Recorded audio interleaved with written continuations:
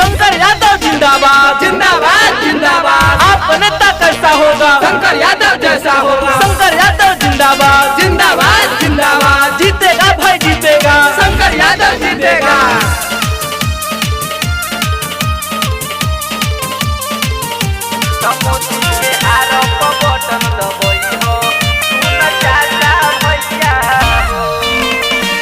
भाई शंकर यादव के भी विधायक बनई हो, सुन चाचा भैया हो। भाई शंकर यादव के भी विधायक बनई हो, सुन चाचा भैया हो। हाँ सुन चाचा भैया हो, तो मोती के हार पर बटन दबई हो, सुन चाचा भैया हो।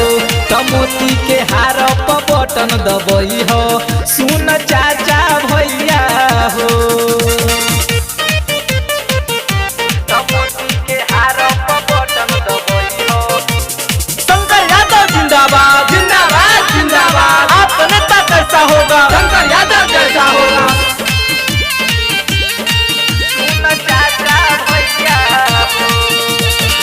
सुख दुख के साथी बनी है बार सच्चा नेता, विधान सभा पारू के हवे ई चहेता।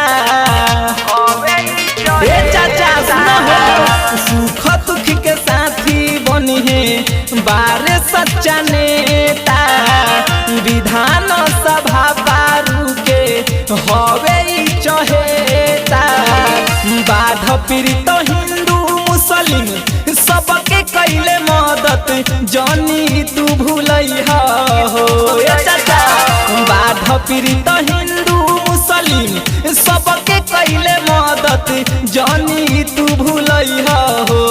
हाँ जानी तू भूलई हो, तो मोती के हार पर बटन दबई हो, चाचा ई ना भूलई हो। तो मोती के हार पर बटन दबई हो, सुन चाचा भैया हो।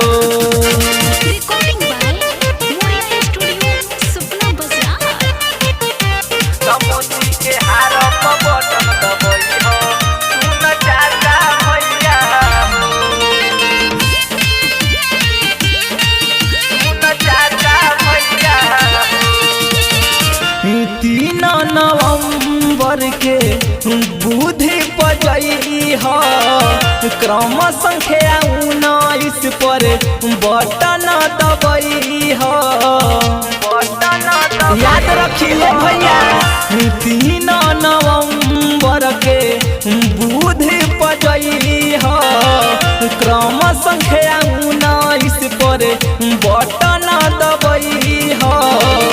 कहे सनी यादव जानी धोखा में तू आई हो, तोहर परिले पैया हो।